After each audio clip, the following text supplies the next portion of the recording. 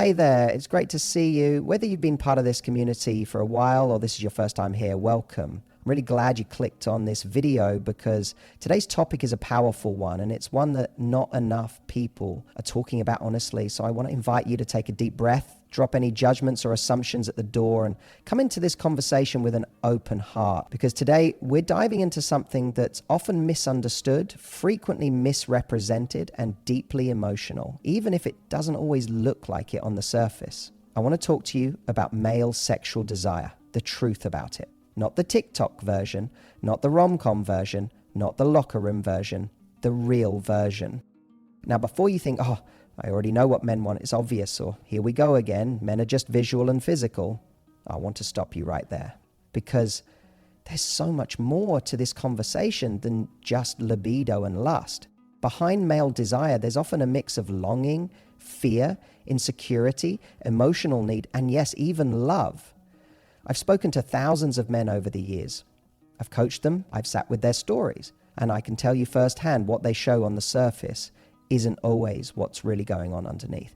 And that's exactly what makes this such an important conversation for women and for men, because understanding male sexual desire isn't just about learning how to navigate relationships better. It's about creating more compassion, more emotional connection, and more truth in our love lives. So if you've ever wondered, why does he seem so interested one minute and distant the next? Why does it feel like sex is the only way he connects? Or even why does desire sometimes feel so empty? This video is going to give you clarity, honesty, and a new lens to see desire through, one that empowers you instead of confuses you. This isn't about blaming men, it's about understanding them and yourself on a deeper level. So grab a tea, get cozy, and let's have this conversation. Because once you understand the truth about male sexual desire, you'll stop taking things so personally and start choosing what truly nourishes your heart and your worth. Let's get into it. When we talk about male sexual desire, the conversation too often gets boiled down to the surface level. Hormones, visuals, physical urges. It becomes this one-dimensional thing where men are portrayed as either predators or simple creatures who are only motivated by physical pleasure. But what we so often miss is this. For many men, sexual desire isn't just about the act of sex itself. It's about what sex represents. It's about the feeling of being wanted. It's about validation. From a young age, a lot of men are taught to tie their self-worth to how desirable they are to women. But here's the twist. While women often grow up being told to be wanted emotionally, men are conditioned to be wanted physically. And in that dynamic, sex becomes a kind of scoreboard.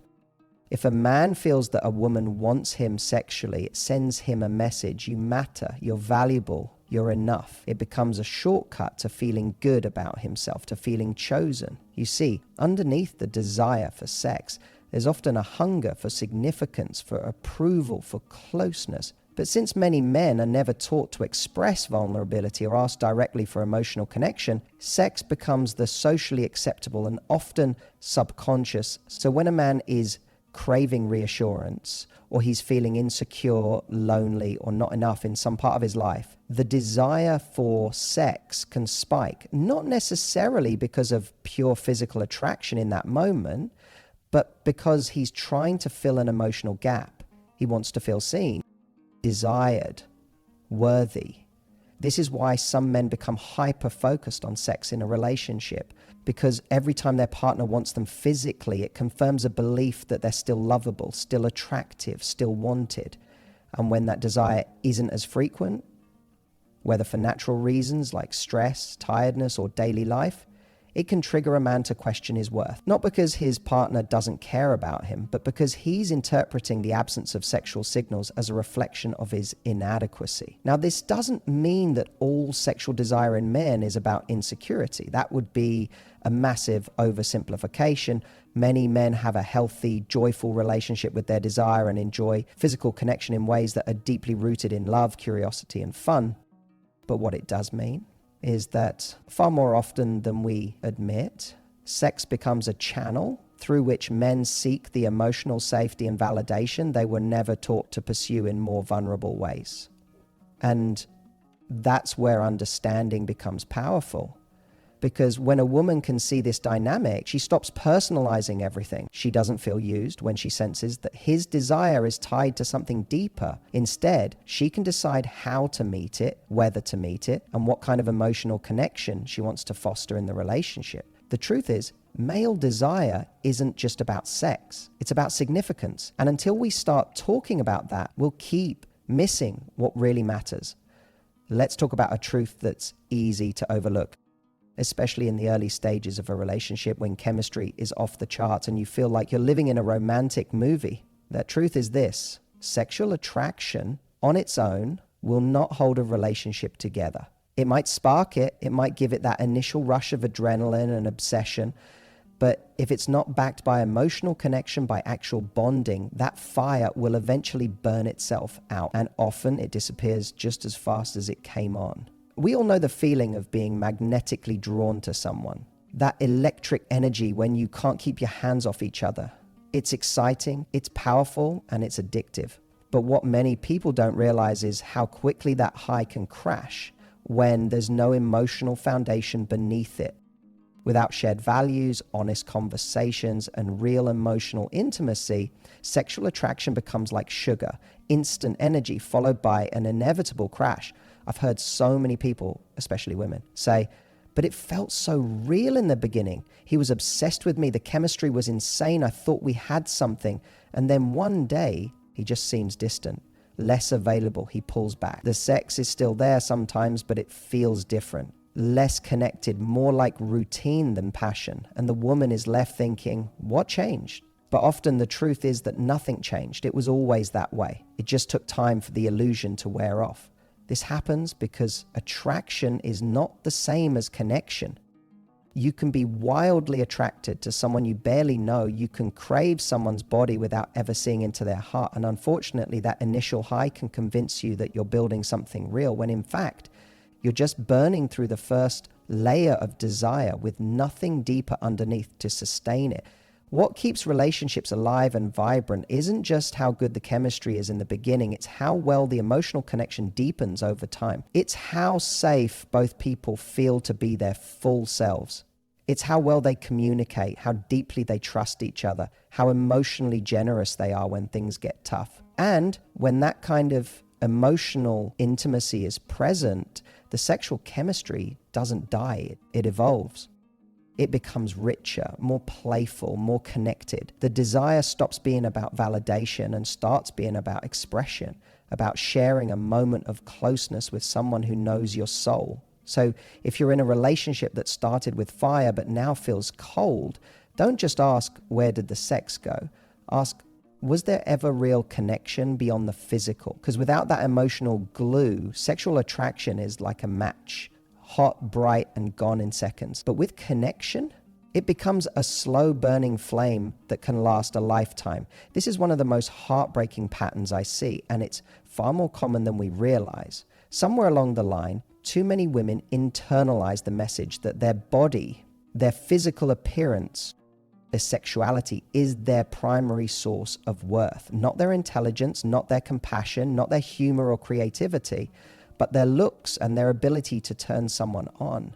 And when that belief takes root, it shapes everything. It doesn't matter how successful, talented, or emotionally intelligent a woman is, if deep down she believes her body is the main reason she's desirable, she'll start to overcompensate in the relationship. Now, this isn't a conscious decision. Most of the time, it's subtle. It shows up in the way she always tries to look perfect before seeing him, or how she pushes past her own boundaries sexually just to keep his attention. It's in the way she reads his attraction level like a mood meter.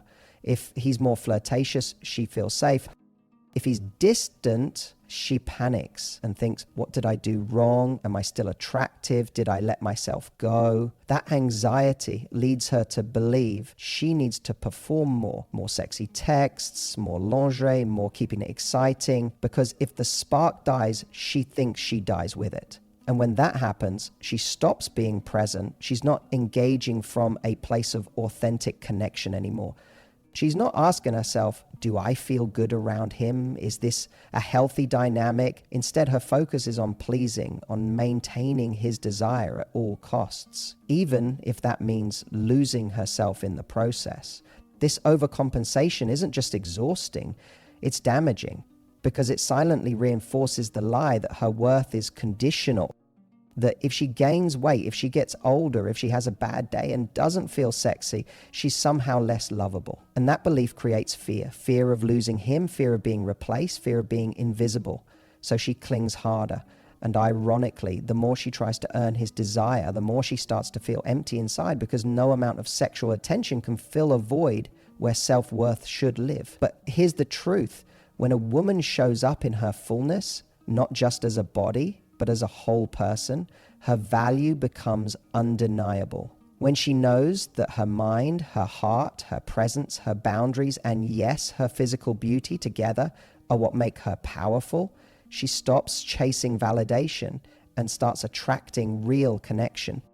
The right man doesn't just want her body, he wants her soul. And he can only connect with that soul when she lets go of the belief that she has to earn love through performance. So if you've been overcompensating, trying to keep a man's desire alive by constantly managing how desirable you appear, take a breath. You don't need to perform to be enough. You are already enough. Start connecting from that place, and you'll attract someone who sees all of you, not just the parts you feel pressured to emphasize.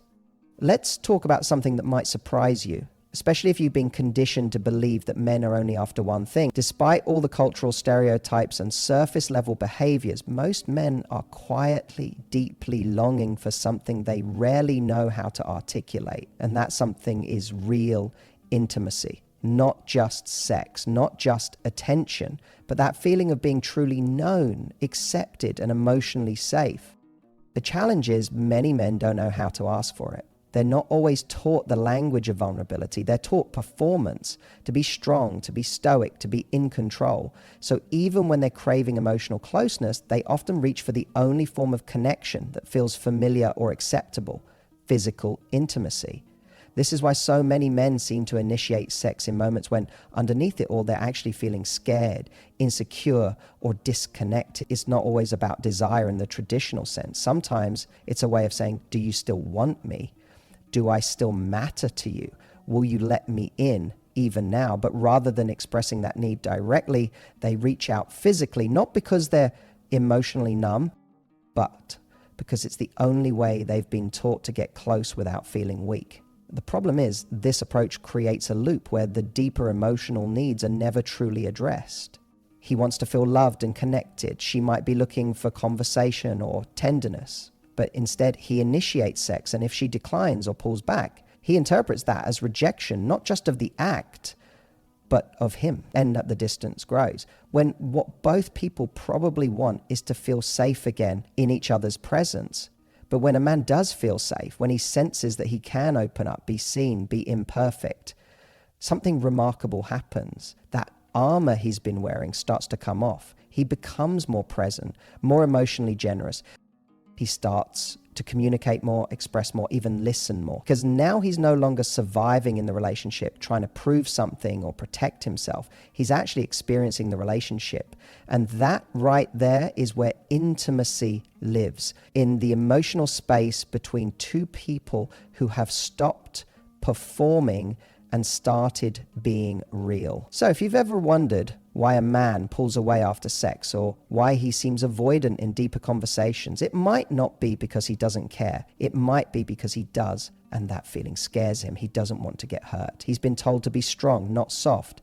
But deep down, he's yearning for something more. And when he finds someone who can hold space for both his masculinity and his vulnerability, that's when the real connection begins. Remember, it's not your job to fix him or decode every signal. But when you can offer emotional safety without sacrificing your own, you create the kind of intimacy most men secretly crave, even if they've never had the words to say it out loud. There's a powerful misconception floating around in modern dating culture. This idea that masculine desire is purely physical, that men are visual creatures who stay interested only when they're constantly stimulated, surprised, or seduced. But here's the truth that gets overlooked far too often. While masculine desire may be sparked by attraction, it's sustained by emotional depth. It's the substance underneath the spark that keeps a man truly invested, not just in your body, but in you. You see, men aren't immune to emotional hunger. In fact, they often carry it more quietly and sometimes more painfully because they haven't been given the same freedom to express it. But when a man meets a woman who sees past the surface, who reaches him not just through seduction, but through soul, something in him awakens. His desire deepens. It matures. It shifts from thrill seeking into something that feels meaningful. He's not just chasing dopamine anymore. He's craving connection. Masculine energy at its core is directional. It wants to move towards something. It wants purpose. It seeks grounding. So when a man finds himself in a dynamic where emotional depth is lacking, where connection stays shallow, or there's constant emotional guessing, the energy eventually starts to wither. Sure, he might still stick around for a while. He might enjoy the attention, the intimacy, the excitement, but without a genuine emotional bond, the relationship becomes weightless. It floats until it fades. But when there is emotional reciprocity, when he feels emotionally safe and intellectually stimulated, something incredible happens to his attraction. It becomes more resilient. It no longer rises and falls with appearances or surface level interactions. It steadies itself in admiration, in respect, in a sense of, I see you and I want to keep discovering you. And in that space, desire becomes more than lust. It becomes loyalty. This is the part most people miss. They focus so much on maintaining physical allure, and yes, physical attraction matters. But they forget how sexy it is to be emotionally available, to communicate your needs, to hold space for his, to share things about yourself that aren't curated for approval, to be yourself fully, confidently, and unapologetically. That's the emotional depth that masculine desire can root into. Because when a man feels like you trust him enough to be real with him, that's when he feels truly chosen. And when he feels chosen, not needed, not tolerated, but chosen, that's when he shows up in ways you've never seen before. So if you want to spark something unforgettable with a man, yes, draw him in with your magnetism, your flirtation, your feminine energy, but keep him captivated by letting him meet the full version of you, the version that doesn't just light up a room, but makes it safe, makes it real, and makes it worth staying in. That's what masculine desire can't resist. And that's the kind of connection that lasts. As we wrap up today, I want to leave you with this. Understanding male desire is not about playing games or manipulating a situation. It's about recognizing the deeper needs that drive attraction. It's about realizing that desire isn't just about looks or performance. It's about emotional resonance, mutual respect, and the safe, authentic space where both partners can be vulnerable and real with each other. When you approach a relationship with this kind of emotional intelligence, everything changes. You stop chasing validation, stop worrying about constantly being enough, and instead you lean into who you really are, the full, multifaceted, imperfectly beautiful version of you. And that's exactly the version of you that men are truly drawn to, because it's the version that invites connection, depth, and true intimacy. So the next time you're in a situation where you're wondering if you're doing enough or if you're keeping his attention, remember this. It's not about being perfect. It's about being real, being emotionally available, and giving him the space to show up as his best self too. That's the kind of dynamic that creates lasting attraction, and that's the kind of relationship that thrives. Now, if you found this speech valuable, I encourage you to take action today. Start looking at your relationships through a new lens. Ask yourself, am I focusing on the depth of the connection? Am I bringing my full self to the table? And if you're ready for more insights like this, make sure to hit that subscribe button and turn on notifications, because there's so much more to learn about relationships, desire, and how to build emotional intimacy that lasts. Thank you for being here. And remember, the more you understand yourself and what you need, the more you can offer to others.